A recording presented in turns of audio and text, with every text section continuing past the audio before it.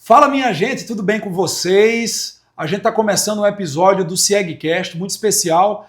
Hoje é a primeira vez que a gente está recebendo aqui um CEO de uma empresa de tecnologia, uma empresa pernambucana, está entre as melhores empresas para se trabalhar na América Latina. O nome dele é Antônio Valença, ele é CEO da Pitang, empresa especialista em inovações e soluções digitais. Ele é especialista em metodologias ágeis, em transformação digital, além de conduzir a Pitang, é uma referência aqui em Recife, nasceu num polo de inovação, que é o Porto Digital, ali no César, tem mais de 350 funcionários, e eu vou bater um papo aqui com ele, com certeza a gente vai aprender bastante. Antônio, obrigado por ter vindo. Eu que agradeço. Valeu, obrigado mesmo por ter topado o convite. Qual é o desafio da tecnologia para os próximos anos? Antes de você cumprimentar a galera, fique à vontade, mas eu queria entender o que você está imaginando aí para os próximos anos. Tá, bom, primeiro é um prazer participar, agradeço pelo convite. E o desafio da tecnologia para os próximos anos é ser... A tecnologia hoje ela é cada vez mais intrínseca a qualquer negócio, ela é cada vez mais vital para qualquer negócio. A gente não consegue imaginar nenhuma área de atuação do ser humano hoje que não tenha um envolvimento tecnológico muito forte. E lógico que você pode ter graus de demanda de tecnologia diferentes, mas a gente não consegue imaginar hoje nenhuma área de atuação do ser humano que não envolva tecnologia de forma muito expressiva. Então o grande desafio é acompanhar esse ritmo, né, de crescimento. A gente tem hoje o grande boom, né, da inteligência artificial, por exemplo, e a gente está só no começo disso tudo, muita coisa ainda vai vir. A gente tem o grande desafio de inserir as pessoas, né, a sociedade como um todo, dentro desse novo momento. É um desafio bastante relevante, porque em outros momentos de evolução da tecnologia, de saltos tecnológicos muito fortes, das revoluções que nós tivemos tecnológicas, o prazo que se tinha como sociedade para se adaptar àquela mudança era maior. Hoje a gente tem o grande desafio de que tudo é muito rápido. Então a gente está falando de inteligência artificial de forma massiva e inserida em todos os contextos da sociedade nos próximos... Na verdade isso já está acontecendo em algumas áreas, mas os próximos anos vão ser ainda mais intensivos. Então esse é o grande desafio, como a tecnologia continuará sendo esse suporte e ao mesmo tempo permitindo essa inserção, essa contínua de pessoas no mercado, no mercado de trabalho, enfim, na sociedade como um todo. Veja, é engraçado você falar isso, porque eu tenho uma sensação de que a gente vive uma epidemia de ansiedade, né? Não é uma sensação, na verdade, é um fato. Então a gente nunca teve tantas pessoas ansiosas, inclusive trabalhando nas nossas empresas. A CIEG tem um pouco menos de funcionários do que a Pitang, a gente deve ter 330 funcionários espalhados pelo Brasil.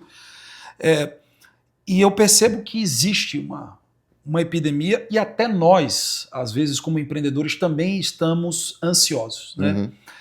Como equilibrar nos nossos negócios a questão da pressa e da pressão por inovação e ao mesmo tempo fazer aquilo sem extrapolar os limites do que é saudável para as nossas organizações, inclusive.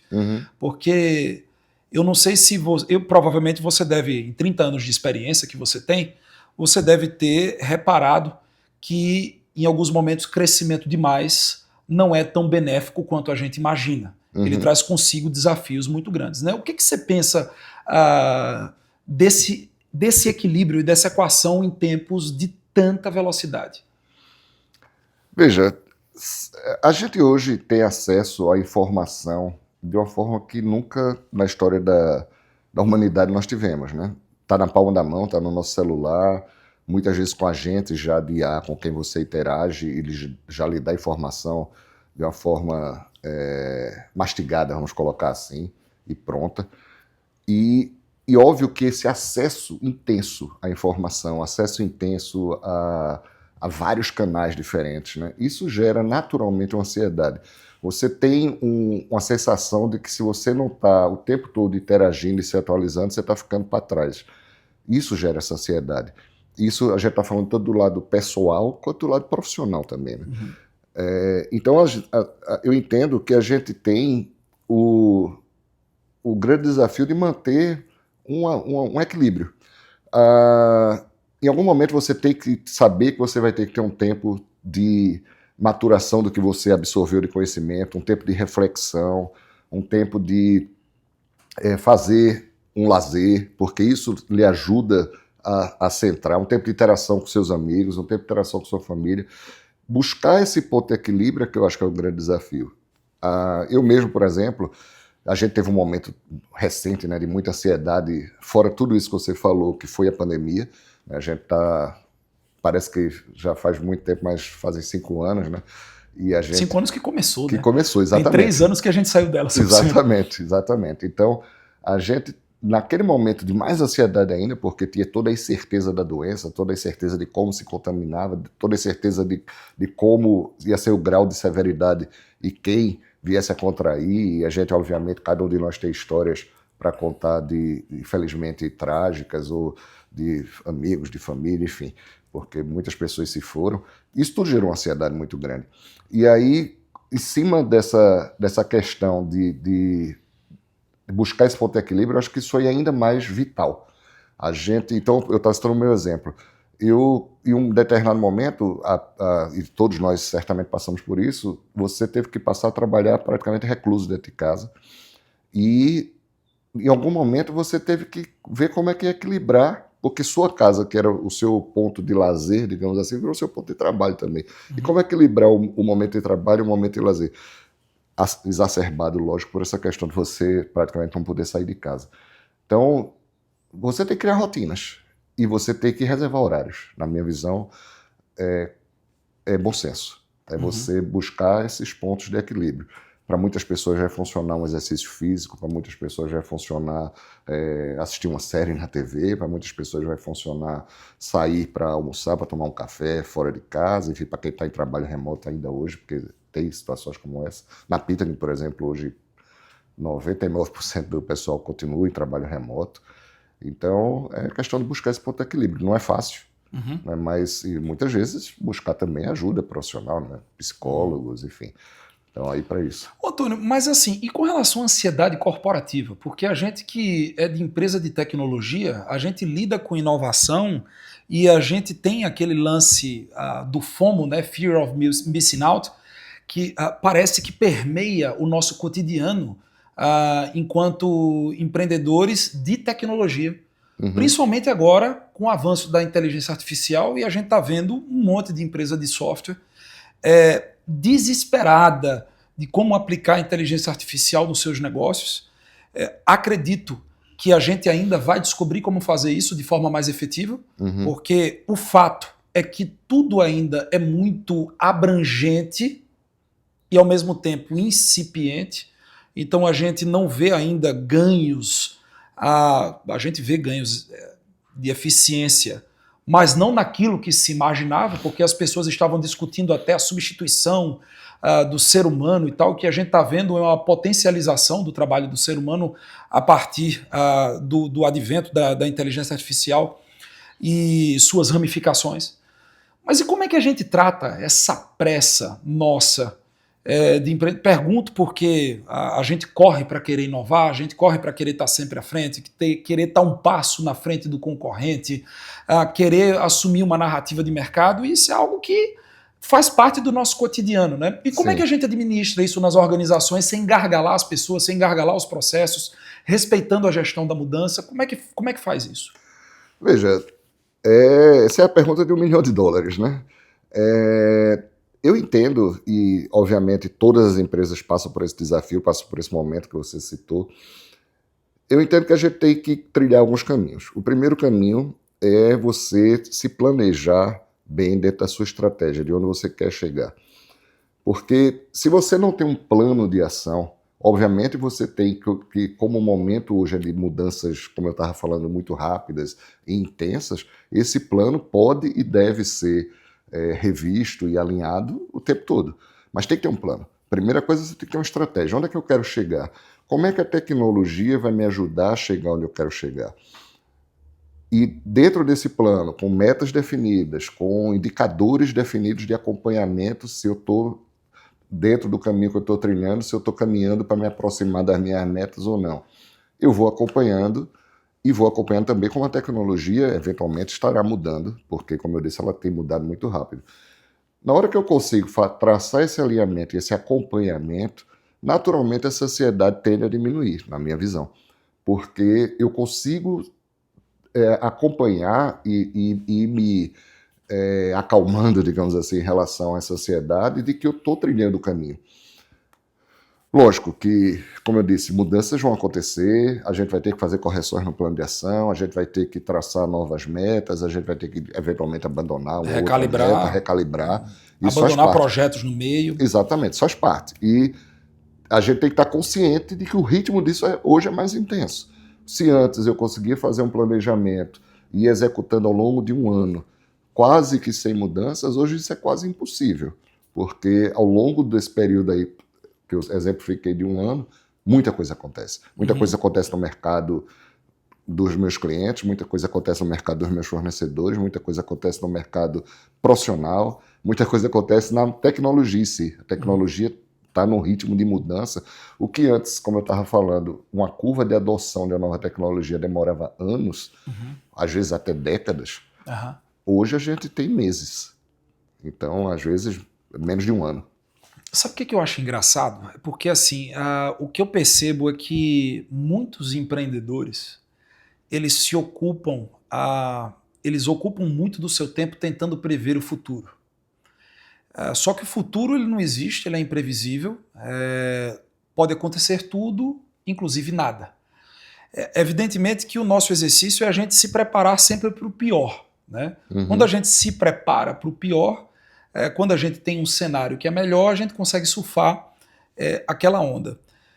Quando você enxerga a tua organização hoje, onde a Pitang chegou, uma empresa que é referência, uma empresa que está inovando, que tem soluções digitais, uma empresa que tem uma função social importante, aqui não somente em Recife, mas no Brasil. Quando você olha hoje a Pitang, você diz assim, eu construí um negócio do jeito que eu queria, eu sonhei com isso há um tempo atrás, ou foi algo que foi mudando? E você olha e diz assim, rapaz, no ano que vem, eu não sei o que vai ser essa empresa. Ela pode ser, inclusive, algo completamente diferente do que ela é hoje. Como é que você sente isso? Veja, como você mesmo disse, é muito difícil prever o futuro, né? O futuro você está construindo hoje. São suas ações de hoje que constroem seu amanhã. Então, é lógico que você tenta traçar um planejamento e tenta executar esse planejamento. Muitas das coisas que você planeja vão acontecer porque você está batalhando para que aquilo aconteça, né? Você está construindo. Quando você traça uma meta e você constrói um castelo, digamos assim, no futuro, que você idealiza aquela obra futura, você começa a trabalhar para que ela aconteça. Então é natural que você tenha uma chance razoável de que aquilo aconteça, porque você está focado naquilo. Agora você tem que ter também, por outro lado, a frieza e a visão da realidade, que nem tudo que você planejou vai acontecer. O mundo muda, muita coisa não depende exclusivamente da sua vontade ou do seu desejo. Então você tem que ter a necessária coerência de conseguir se adequar, de conseguir se adaptar. Eu acredito muito numa filosofia antiga aí no estoicismo que diz o seguinte: você tem que atacar e enfrentar o que você consegue mudar. E tem que ter a necessária visão de conseguir distinguir o que é que você realmente consegue mudar ou o que você simplesmente tem que aceitar e abandonar, porque não é mais factível, e seguir outro rumo. Se você tem essa frieza e essa coerência, digamos assim, você naturalmente chega.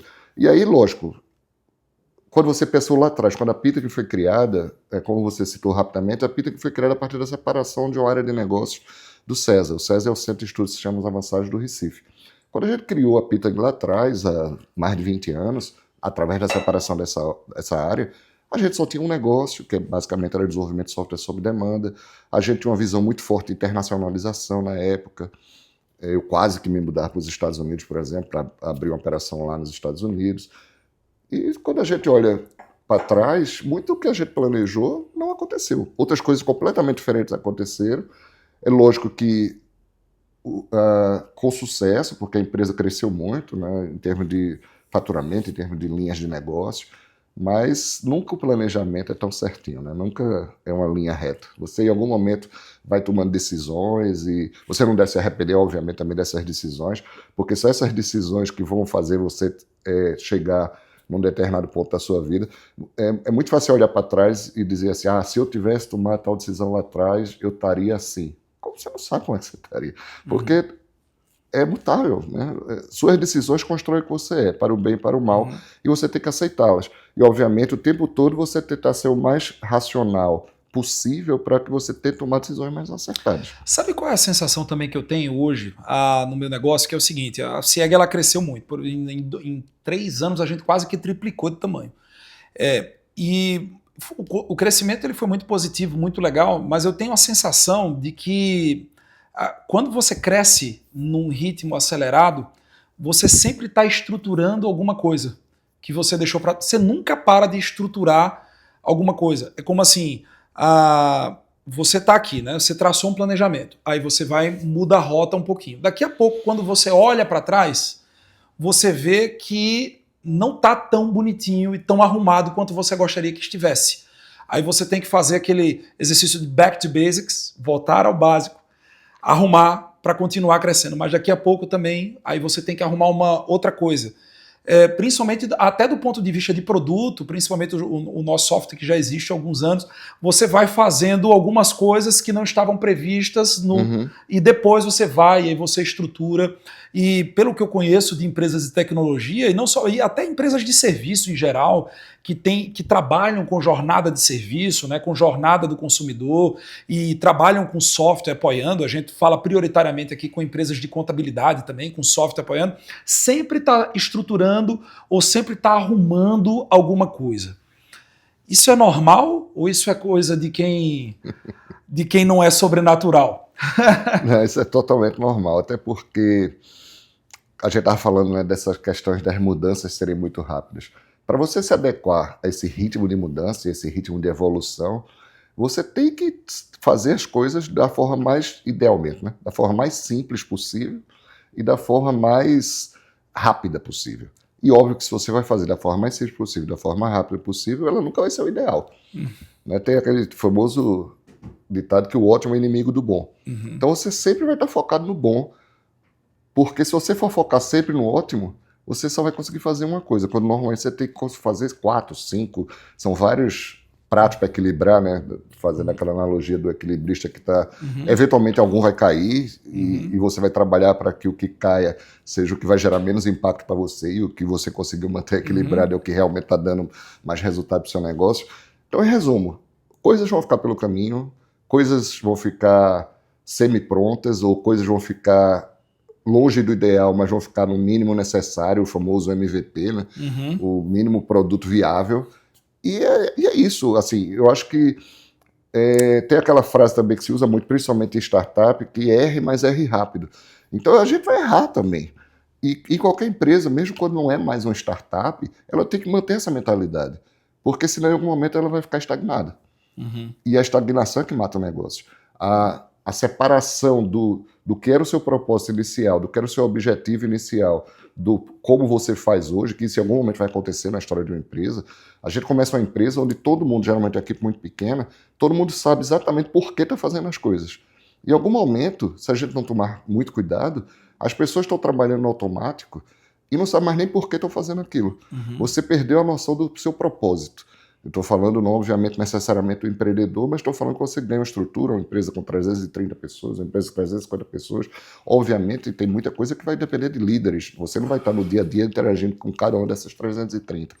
Então, é isso. Eu acho que o grande desafio é esse de você tentar manter as pessoas alinhadas com o propósito original, entendendo o porquê do trabalho que está sendo feito e vão certamente operar sempre deixando coisas que não estão tão perto do ideal, mas está no mínimo necessário para que a gente progrida, porque o ritmo demanda isso. Entendi.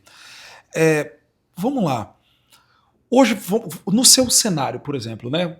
Eu imagino sua empresa continua crescendo, você tem várias linhas de negócio, tecnologia, inteligência artificial são a onda do momento, então a gente está num momento muito oportuno, né, para ter boas soluções, para ter bons produtos. As empresas estão cada vez demandando mais por eficiência, e eu acho que isso vai se acentuar com os próximos anos, né, as empresas querendo ser cada vez mais eficientes e se comportarem de fato mais estrategicamente no mercado em que estão inseridas.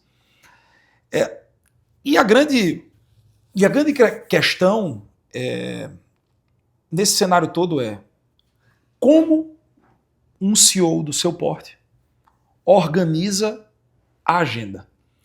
Porque eu acredito que o ativo principal de um executivo é a agenda dele, né? É onde ele emprega o conhecimento dele, é onde ele está lá com as... Como é que você lida com a sua agenda agora na prática? O que você faz? Por exemplo, o que você faz numa segunda-feira, numa terça-feira? Quais são os seus rituais? Como é que funciona? Bom, eu tenho uma agenda obviamente corrida, né? Mas eu tento manter uma rotina mínima de agenda que permita com que eu saiba, primeiro, que eu consiga interagir com esse planejamento que eu citei, que eu saiba como as coisas estão avançando e, ao mesmo tempo, eu consiga também acompanhar as tendências. Então, tem algumas agendas recorrentes, por exemplo, dentro da Pitang, a gente tem uma reunião semanal de diretoria, eu tenho outros executivos, obviamente, dentro da Pitang, e que são sócios meus também, inclusive, que cuidam da área de operações, o outro cuida da área de negócios voltada mais para a área privada, o outro cuida mais da área de negócios voltada para a área pública, porque a gente tem muitos clientes públicos. E então tem uma agenda recorrente, por exemplo, semanal de reunião da diretoria, onde a gente discute o acompanhamento desses objetivos estratégicos, o acompanhamento das metas. Obviamente não muda de uma semana para outra, mas tem uma reunião específica trimestral focada nisso, e no semanal a gente vai discutindo o que está acontecendo na semana a semana e cada área dessa. Além disso, eu tenho algumas áreas que respondem diretamente a mim. A área de controladoria da empresa, a área de RH, que a gente chama de desenvolvimento de talentos. Então também tem uma agenda semanal com os gestores dessas áreas. A gente tem agendas mensais de acompanhamento, do que a gente chama de reunião de monitoramento, onde são acompanhados os resultados de todos os projetos. A gente tem uma estrutura muito projetizada. Então, são acompanhados os resultados de todos os projetos, além de algumas áreas. E aí, a gente usa a metodologia de OKRs, que são Objetivos e Resultados Chaves. Então, cada área mensalmente apresenta também como está evoluindo os seus objetivos e resultados-chave. Então, tem essas agendas recorrentes e que geram essa possibilidade de acompanhar de perto a evolução do que a gente tem de planejamento e de operação. E, ao mesmo tempo, eu tento estar muito próximo das pessoas. Em qualquer negócio, eu acredito que são as pessoas que fazem a diferença. Numa empresa de tecnologia, mais ainda, porque tecnologia em si, o computador, o software que é usado, é cada vez mais comoditizado. O que vai fazer diferença é a pessoa que está ali, se ela está suficientemente motivada, se ela está suficientemente preparada para exercer aquela função que ela está exercendo. Então, eu procuro estar muito perto também para entender. Então, a gente, por exemplo, tem uma reunião de líderes mensal, que não são só os líderes formais da empresa. A gente tem líderes que são eleitos pela empresa mesmo, com voto. Eu brinco dizendo que é o legislativo da Pitang, e que são pessoas que não têm um cargo formal de gestão, mas são pessoas que exercem a liderança natural dentro dos projetos, dentro dos times que elas estão, e elas são indicadas pelos pares para participarem dessas reuniões. E essas reuniões são reuniões para discutir o dia a dia da empresa.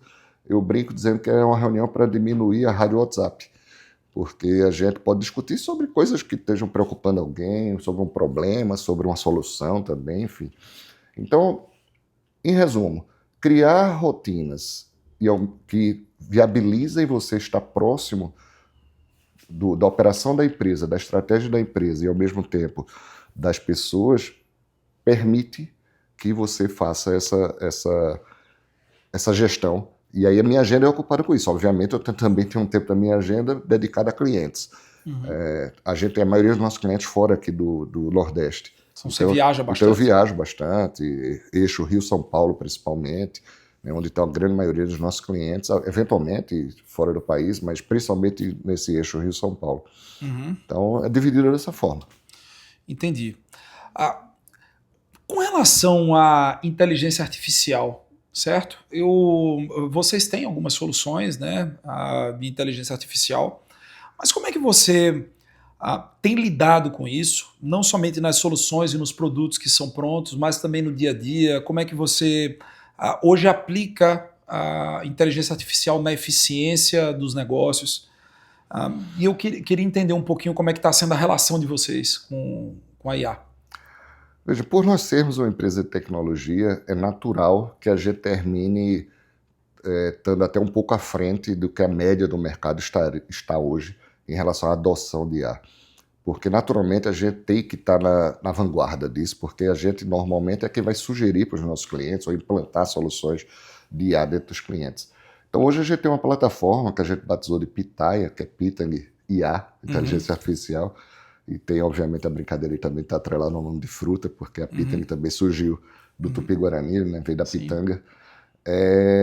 E o que é a Pitaya? É uma plataforma que junta várias frentes de inteligência artificial aplicada tanto internamente na Pitang quanto aplicada nos nossos clientes. Então, por exemplo, tem uma das frentes da plataforma que é focada no desenvolvimento de software. Então, Uhum, como a gente pode fazer desenvolvimento de software de forma apoiada por IA e por ferramental que acelere o desenvolvimento. Então, a gente tem essa frente. Outra frente é como aplicar soluções de reconhecimento de padrões, de reconhecimento de imagens, de processamento de voz em produtos nossos. Então, só para citar um exemplo bem específico, a gente tem um produto que é usado pela indústria petrolífera que faz gestão de projetos de inovação. A indústria petrolífera tem uma obrigação legal de investir parte dos recursos, dos impostos que ela iria recolher, uhum, em projetos de inovação. E a gente tem um produto que facilita a gestão do acompanhamento desses projetos que estão sendo financiados por empresas como Petrobras, como uhum, Total Energies, como Shell, etc. Então, quando as pessoas prestam contas dos projetos que foram investidos por essas empresas, elas têm que atrelar documentação que comprove, por exemplo, o despende de recursos na compra de um equipamento, no pagamento de um determinado serviço. Isso é através de nota fiscal, só para citar um exemplo bem específico. A gente tem uma inteligência artificial que lê as notas fiscais, trata as informações e faz um batimento com a informação do que era esperado de dispêndio. Então não precisa um ser humano fazer análise daquela nota. É uma uhum. inteligência que faz. Só para citar um exemplo. Então você vai começando a inserir soluções de IA dentro de questões práticas do dia a dia. Nós temos outros produtos que atendem a área jurídica, então a gente tem uma inteligência artificial para fazer toda a análise da base jurídica em relação a determinada tese e ajudar, por exemplo, um promotor público na hora que ele está fazendo um determinado documento que depende de informações de jurisprudência ou de um determinado delito, como foi tratado no passado, enfim. Uhum. Então, a IA ela vai se inserindo naturalmente dentro de alguns produtos que nós já tínhamos e ela vai se inserindo também no dia a dia para gerar mais produtividade. E aí a gente fala além das questões que a gente já vê hoje no nosso dia a dia pessoal, né? A gente, são agentes inteligentes, a gente fala de questões de aumento de produtividade Uhum. mesmo, por exemplo, automação. É uma área onde a gente atua muito fortemente, e com suporte de IA, do que é chamado de hiperautomação, Uhum. você consegue fazer processos totalmente automáticos que demandavam antes horas e horas de seres humanos. Lógico que aí você tem a grande questão que é, bom, e o que é que eu faço então com as horas que esses seres humanos despendiam antes? Esses seres humanos, essas pessoas, esses profissionais, vão ter que migrar para outras áreas. Idealmente, áreas onde eles possam ser ainda mais estratégicos. Onde é que o humano vai continuar sendo vital? E áreas que precisem de interação, que precisem de empatia, que precisem de entendimento emocional, digamos assim. Ou áreas que precise ainda, que a inteligência ainda não consegue agir, áreas que você precisa de um discernimento muito forte para tomada de decisão sobre questões que extrapolam só aquele dado que está ali, que seja uma análise de contexto, digamos assim, mais forte. Então, os profissionais têm que ser incentivados pelas empresas e capacitados pelas empresas para atuarem cada vez mais dessa forma. Entendi. E onde que você quer chegar? Onde é que a Pitang quer chegar? Qual é o teu sonho? Qual é o sonho da tua empresa? O que vocês querem fazer? A gente quer ser cada vez mais relevante no contexto de tecnologia no Brasil. A gente hoje já tem uma marca forte, a gente tem hoje uma atuação nacional já bastante reconhecida e distribuída, digamos assim. A gente tem praticamente clientes em todo o território nacional, temos colaboradores também em todo o território nacional. Então, o que a gente enxerga como futuro é justamente esse crescimento da relevância da nossa atuação junto à sociedade na aplicação cada vez mais adequada e intensa da tecnologia. A gente atua em muitas frentes hoje. E até por conta disso, a gente tem buscado quebrar a estrutura do grupo em CNPJs com empresas que atuam focadas em um determinado segmento de tecnologia. Então, por exemplo, hoje a gente tem uma empresa que foca só em computação distribuída e blockchain. A gente tem outra empresa que atua só com CRM e é muito forte na parceria com a Salesforce. A gente tem unidades de negócio hoje voltadas só para a área social, só para a área jurídica. Estamos criando uma unidade de negócio voltada para a área também de segurança. Então, para facilitar até essa atuação e dar foco a cada atuação, a gente tem buscado essa especialização com a separação dos negócios. Então, a gente enxerga ainda muito potencial de crescimento, a gente enxerga a Pitang ainda com muito terreno a buscar de crescimento. A gente está no meio de um polo, como você citou no início da sua fala, muito forte, que é o Porto Digital. São mais de 400 empresas hoje de tecnologia, grande maioria delas ali no bairro do Recife. São mais de 4 mil profissionais, faturamento aí que supera o bilhão de dólares, o bilhão de reais, desculpe, somado a todas essas empresas. Então, a gente está no olho do furacão. E a gente entende que a gente ainda tem muito, muito mercado para crescimento. Então, a visão de futuro é de uma empresa 4 vezes maior, 5 vezes maior, porque tem potencial para isso. Perfeito. Ô Antônio, primeiro quero te agradecer, primeiro não, né? Queria te agradecer por toda a generosidade em compartilhar conhecimento, compartilhar um pouco da tua trajetória, da tua experiência, e sabendo que do outro lado dessa tela tem empreendedores, gente que começou do absoluto nada, é o empreendedor real brasileiro, é a turma que não tem acesso a venture capital, a fundo de investimento, é o pessoal que está na correria do dia a dia para não perder cliente, para poder colocar o cliente no centro do negócio, para entregar a solução, que está tendo que vender, que bater na porta. Essa é a maioria do nosso público que está aqui, é a maioria dos nossos clientes, é gente que luta como a gente luta todos os dias, né, e está no batente todos os dias. Para essa turma, o que você gostaria de falar? Eu diria primeiro que você tem que acreditar, você tem que focar em saber que você vai errar. Errar faz parte do processo. Como diz o ditado, errar é humano. Acho que permanecer no erro é que não é. A gente tem que reconhecer o erro, corrigir e seguir. Eu gosto muito de frases. Tem uma frase que diz que para quebrar uma pedra são necessárias 10 mil marteladas. É mais ou menos isso. Então, quando a gente vê a pedra já quebrada, pode pensar que é fácil, mas exigiu horas e horas, e marteladas. Alguma martelada vai bater no lugar errado da pedra, vai ser inócua. A gente tem que ter a necessária compreensão de que errar faz parte do processo. E que a gente tem que ser cada vez mais rápido no reconhecimento do erro e na correção do erro. À medida que a gente vai fazendo essas adequações, à medida que a gente vai fazendo essas correções, a gente certamente vai estar no caminho do sucesso. A gente não... Nenhum de nós, né? Quando você falou, todos nós empreendemos, todos nós temos essa luta. Nenhum de nós começou com 330 pessoas, com 350 pessoas, com várias empresas. Todos nós começamos, muitas vezes, sozinhos. E o que nos levou até o ponto que a gente tem hoje é dedicação. O que nos levou até o ponto que a gente tem hoje é foco.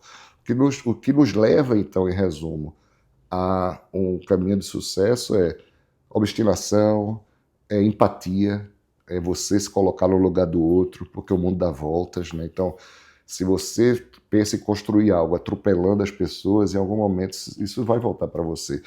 Eu não estou aqui falando de religião, eu estou falando de como a vida é. É verdade. Entendeu? Então, foque, seja essa pessoa que tem esse desejo, esse fogo constante, que as coisas vão acontecer. Perfeito. E essa mensagem que você falou é a mais pura verdade. Absolutamente tudo que você vai plantar, você vai colher. A lei da semeadura é uma lei universal, é uma lei verdadeira. Quer você queira ou não, é assim, vai ser sempre assim. Eu não acredito em sorte. Também não. Eu acredito eu acredito no agir de Deus, né, nas coisas, inclusive no mundo corporativo, que é onde a gente está todos os dias. E a gente às vezes tem a mania, né, a gente coloca Deus fora do expediente ou Deus no final de semana e esquece que ele faz parte do nosso trabalho também. Então por isso que sempre plantar bem e plantar o nosso trabalho, trabalhando com justiça, com integridade, sendo honesto, pensando nas pessoas, isso faz toda a diferença no dia a dia. E que bom que compartilhamos os mesmos valores. Pois é. Gente, valeu. Estava aqui com o Antônio da Pitang, com esse papo que foi muito legal. Espero que vocês tenham gostado e até a próxima.